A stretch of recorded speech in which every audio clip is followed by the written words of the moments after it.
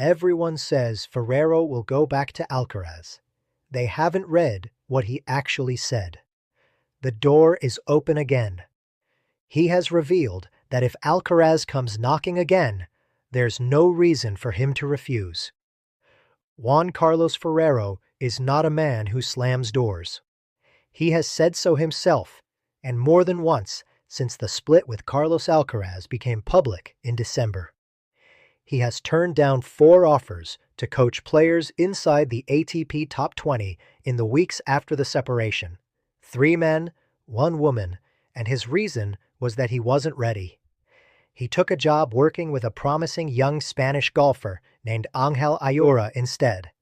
A sideways move into a different sport that gave him structure and purpose without asking him to sit in a tour player's coaching box and watch someone else's name on the scoreboard where Alcaraz's used to be.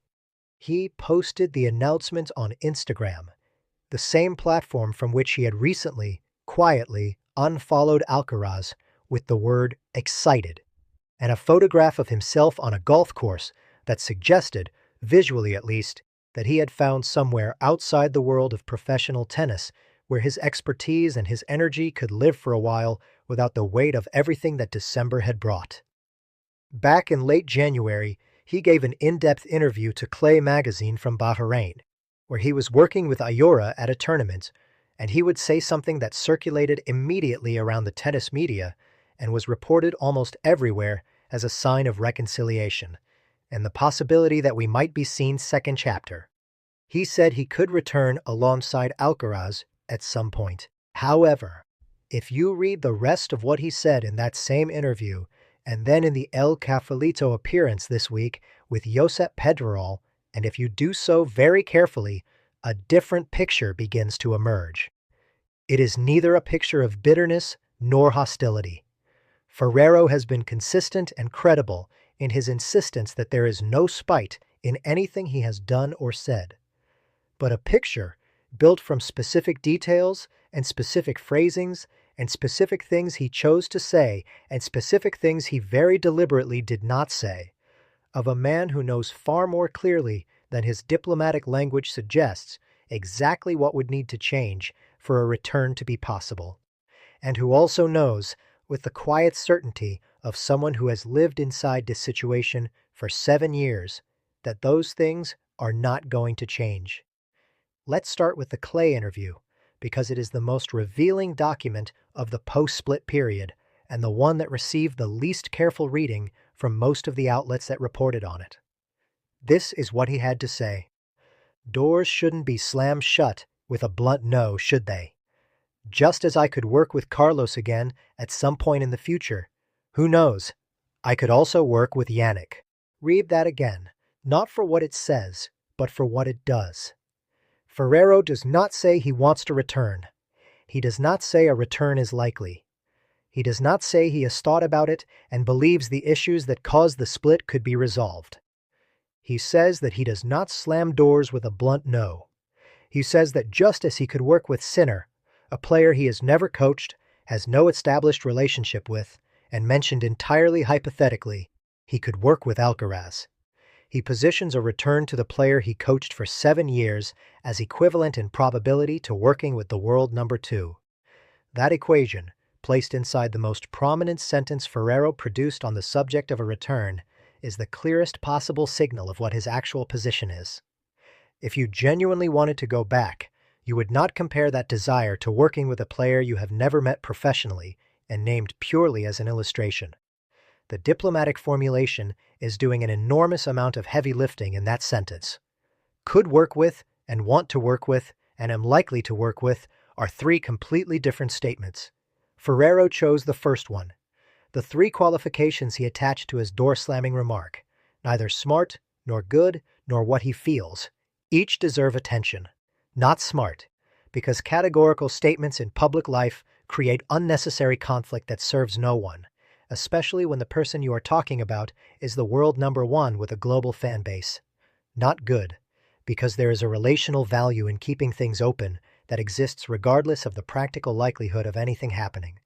And Ferrero is a man who clearly values the relationship with Alcaraz beyond the professional dimension. and not what he feels, meaning that what he feels at this moment is something other than a closed door. Something more like the open wound he described in December, healing slowly, not yet resolved into a position clear enough to state definitively. The Clay interviewer pressed him directly on the question of whether he sees a part 2 with Alcaraz. His answer was, yes, of course, and then immediately he returned to the language of not slamming doors, of not saying a blood no, of keeping things open. That pattern, the warm, enthusiastic opening syllables, followed immediately by a retreat into careful, qualified language, is the tell. When people genuinely want something to happen, they do not describe it primarily in terms of what they are not ruling out. They describe it in terms of what they are hoping for.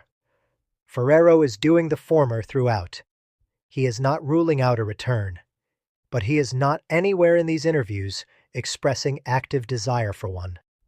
The difference between those two positions is considerable, and the media reporting on his comments has consistently collapsed that difference in a way that produces a more optimistic story than the evidence supports. The Clay interview also contains the detail that Ferrero turned down 4 coaching offers from top 20 players because he did not feel ready. 4 offers, 3 men, 1 woman. Players already established on the tour at a level where Ferrero's experience and credentials would be immediately relevant and highly valued. He said no to all of them. The reason he gave, not feeling ready, is entirely credible and consistent with everything else he has said about needing time to process the separation. He said in December, in the Marca interview that first broke his public silence after the split, that he needed 2 or 3 months to be calm and for the pain to pass. He has given himself that time. He is still giving himself that time. But the significance of the 4 rejected offers extends beyond the emotional explanation. Those 4 offers represent the market's view of Juan Carlos Ferrero's coaching value. They are not offers from players looking for a project. They are offers from established top 20 players who looked at a Roland Garros champion with proven ability to develop a player from 14 years old to world number 1 and 7 Grand Slams and said, "We want that." The fact that Ferrero said no to all of them, including, presumably, at least one offer that would have been financially attractive and professionally compelling, tells you something important about where his head is. He is not ready to coach anyone. Not Alcaraz. Not anyone. The question of whether a return to Alcaraz specifically is possible exists within a broader context where a return to the tour itself is something Ferrero is not yet prepared for. You cannot go back to coaching the world number 1 if you are not yet ready to coach at all. Now listen to what he said on El Cafelito this week, and notice what is absent. He talked about the unfollow. He talked about needing time. He talked about wanting a hug. He said he did not act out of spite. He said there is still a conversation pending. What he did not say, at any point in the Pedrerol interview, in the Clay interview, or in any public statement since December, is that he believes the issues that caused the split have been or could be resolved. He has consistently described the end of the partnership in terms of a contractual dispute in which certain points were not agreed. He has declined to specify what those points were beyond the financial terms, which he has insisted were not the primary driver of his decision to walk away. The things he is not saying are as loud as the things he is saying. The things he is not saying include the following. He is not saying that the dynamic with Alcaraz's father has been addressed. He is not saying that the question of which academy, Vienna or El Palmar, serves as the training base has been resolved. He is not saying that the balance of authority within the team, which multiple sources described as the central structural issue in the relationship's later years, has shifted in any way that would make returning to that environment more workable than it was in December 2025. He is not saying any of this because 3 months after the split, and with Alcaraz 12-0 under Samuel Lopez, none of it has changed. The structural reality of the situation that produced the 48-hour ultimatum is exactly what it was in December. Ferrero leaving did not change it. Alcaraz winning the Australian Open and the Qatar Open without Ferrero did not change it. The forces that produce the separation are still the forces operating within Alcaraz's team. Ferrero knows this. His careful, non-committal language about not slamming doors reflects that knowledge precisely. The evidence that nothing has changed is actually the success itself. Alcaraz has gone 12-0 since the split. He has won his first Australian Open, completed the career Grand Slam at 22, and looked in some press conferences like the most settled and focused version of himself since turning professional. The new setup, Samuel Lopez elevated to lead coach, with Alcaraz's existing physical and tactical support staff around him, has not produced a dip. It has produced the best start to a season in his career. That outcome is wonderful for Alcaraz and for tennis. But it also removes the one thing that might have created external pressure for a Ferrero return: a visible decline in results. The people within the team who decided, in Ferrero's own reading, that it was time to move on, now have 12 consecutive wins as justification for that decision. The argument for bringing Ferrero back, if it was ever going to be made from inside that environment, has become harder to make with every match Alcaraz wins under the new arrangement. This does not mean Alcaraz will not, at some point, reach out to Ferrero personally.